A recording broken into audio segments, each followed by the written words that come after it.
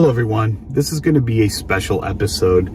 Some short experiences were sent to me by someone that likes these stories I've been giving lately. And if you would like your odd tales in an episode, I am providing an email below.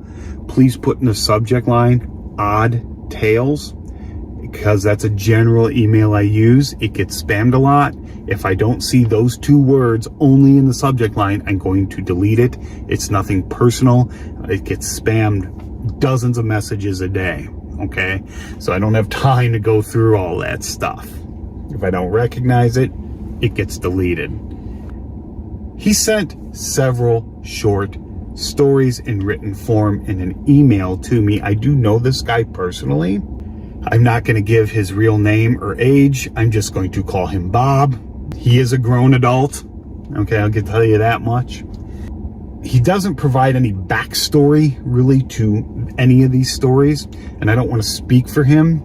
So I am not going to give backstories for each of these individual ones. What I will do instead is try to make it flow a little easier for storytelling. And if you submit your story, be prepared that I might change the wording a little.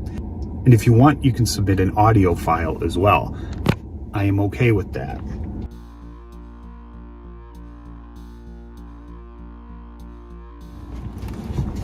So this first story he simply calls Cold Spot, which happened to him between the ages of 7 and 9.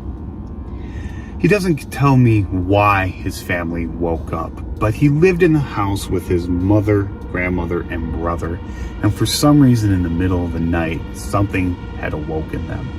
They all, at the same time, poured into the hallway. They all just sort of looked at each other, and it felt cold. Colder than their rooms in the surrounding area.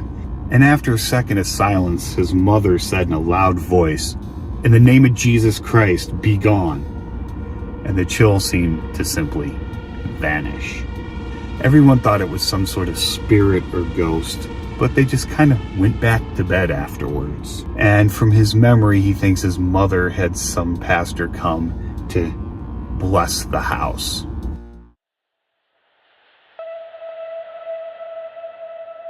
He just titles Go Home, which happened to him between the ages of 13 and 15. It was late one night. He awoke from sleep, and he walked outside of the small duplex where he lived. His mother was sleeping, but Bob just walked down the empty street, talking to some imaginary friends that would often accompany him on these sleepwalking adventures. And apparently, as he continued walking, the presence felt heavy like a weight upon him, and one of the friends, if you will, kept saying, "Go home, Bob." He didn't want to hear that. He argued with them, and eventually he said, "No, I'm not going home." And the presence had just simply lifted, and the weight was gone.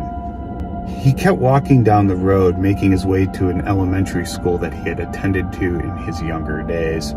He looked at the playground structure that stood before him once he reached the school. One was made of wood. He named it Fort and would talk to it, and it would talk back.